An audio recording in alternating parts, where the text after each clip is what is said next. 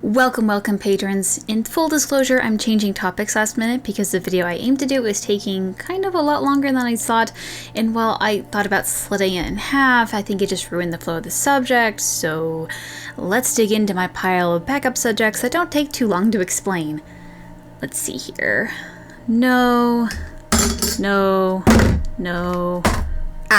This one will work. Let's talk about the mystery of what's beyond the Thedas we know. Connected land. If you haven't noticed, Thedas as we know it isn't an island, it just cuts off at some parts. So what's over there? And why haven't people explored it yet?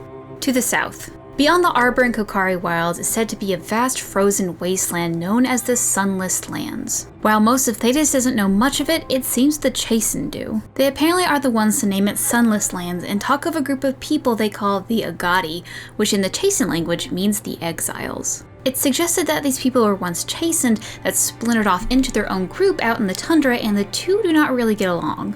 To the north. It's unknown what exactly is here, but this green right here is a giant jungle. This jungle lasts for miles, and the Tevinters called it Viridis? Viridis? I don't know. Or the green. It supposedly extends for miles, and there are talks of flying chimeras and wingless dragons lying in the jungle. To the west.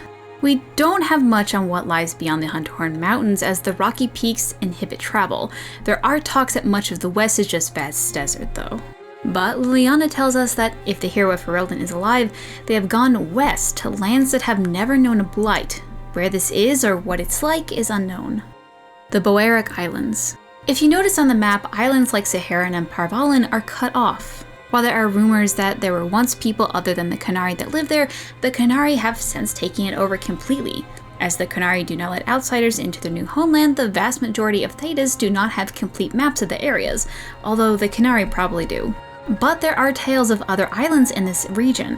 Some of the smaller islands are home to pirates or deserters from the war between Qunari and Tevinter, but there is talk of larger ones. One of these larger islands is called Parladi. Legends say that the people of these islands are not interested in contacting outsiders, even those in need of help, and there exists an account of a large coastal fortress that rival many in Thedas. The people there are supposedly dressed in gold and jewels and as civilized as any Tevinter nobleman, but speak an unknown language. We get this information from World of Thedas Volume 2, and it asks this question: if the island exists, why has it not gained the attention of the Qunari? And if they have, how are they able to keep them away? One hypothesis is that the island has witches, similar to Ravani seers, who cloaked the island away from anyone who wishes to find it. It's unknown if it's true or false, but no Thedosian ships have ever gone north enough to find it. Across the sea. The Qunari. The Qunari are not native to Thedas, and they talk that they came from across the sea, but they don't talk about where other than it being east and probably settled enough to be able to send warships when they first arrived. It's unknown if there are more Qunari where they are from, or if the Qunari we know are in contact with them. The Vashai. This one may actually be connected to the mainland of Thedas, but as they do come across a body of water, I'm going to place it here. In the Anderfels is a small little town named Leish. This town, despite being very out of the way from the rest of the main population of the Anderfels, was once a sprawling port town. But you may ask, what ships was it receiving all the way over there? Tales of odd-looking cargo ships would arrive, filled with wares and spices that Thedas has never seen before, and these goods were enough to justify the town's whole existence. The Anders say that the people they traded with were called the Voshai, and only really interested in trading for lyrium. These people were hostile to the town of Leish, refusing to learn the local language beyond what was needed for trade. What was interesting, though, was that all captains of the ship were dwarves, and that the dwarven members of the crew seemed to hold a more important place than any other race. There were also no reported elves on these ships. Eventually, sometime after the Third Blight, ships stopped coming. Tevinters of the time decided to seek out the mysterious land, but their ships never made it back. There are reports that, in recent years, the Vashai have returned and tell tales of a massive cataclysm that happened in their homeland. The Amaranthe. According to an Antivan legend, a few sea captains were able to make it across the Amaranthian Ocean to an untouched land that they named Amaranthe. This place is said to be uninhabited and lacking any creatures larger than a small bird, and the story says that it would be the perfect place for settlers if they were able to make it. And due to this legend, people went to seek it out. A short list of people who tried to find this island. a group of old god cultists who went to seek it out in the late Storm Age. Several settlers sponsored by the Free Marchers who left from Eswatch in the Blessed Age. Various pirates from the Philistia Armada. And a strange one, a lord from an unknown Free Marcher city went in search for the island. When he never returned, his wife went in search for him and found a settlement with everyone gone, and the lone survivor killed himself rather than leave the cave he was hiding in. The Executors. The first time you as a player come across the Executors is the reading from Varric's novel Hard in Hightown. Donnan spoke in a loud, firm voice, trying to remind her he was still in the room. "Whose seal is that?" "Oh, it's the Executors, of course." Maisie peered excitedly at the wax seal, holding it up to the window for better light. "I should have guessed it from the silly great powers nonsense. There's only been one example, on the letter claiming responsibility for the assassination of Queen Madrigal in 599. And this one is so much better. Just look at that imprint." "Any idea how I'd contact these Executors?" Donnan asked.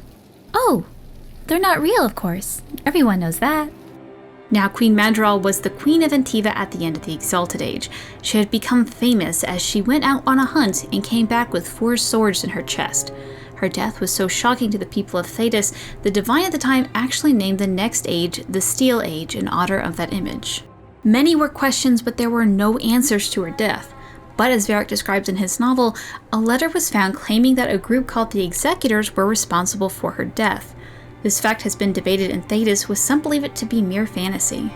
Varric uses this myth for his novel, but the Inquisitor seems to find the real thing.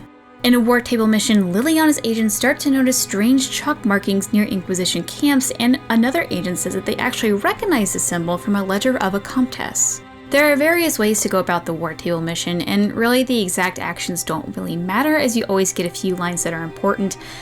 But here are the 2 main notes from this organization that we get. "We hold your Inquisition in high esteem. Thedas' present troubles are great, but you have the strength to meet and conquer them. More will come. We prepare for the day and hold vigil. Do not look for your men, do not mourn them. They have given themselves of their own free will to a higher cause. On behalf of powers across the sea, the Executors." Compliments to your spy master. She is a resourceful woman. When she traced her agent to Kami and Brea, the match was ruled in her favor. Tell Sister Liliana to call off her dogs. Save them for Corypheus. We suspect also that she has gotten all that she can from Sir Helmuth. The caterpillar on a leaf does not know there is a forest about him. You will hear no more for us. Our intention was to watch, and we have seen enough. Corypheus threatens us all, and the Inquisition is Thedas' only hope for stopping him. Remember that for the moment, we are not your enemy. As a gesture of goodwill, we share our knowledge. May it prove valuable in your coming battle. On behalf of powers across the sea, the Executors. Liliana is able to rule out the power across the sea it talks about as being the Qunari, so who are these people? Do the Executors belong to the island of Parlati? Perhaps they're the ones that traded with the city of Laish. Either way, as Varric mentions them in his book, and we're actually getting a real-life and extended version of that book, I'm hopeful that we'll get to see more of them soon. And that, dear patrons, is all that we know of what we don't know. Do you still have lingering questions, proof that I'm wrong, comments about your own fan theory? Feel free to tweet me at Gilderthon on Twitter, or send a PM to user Gillanon on Reddit. The rest are all.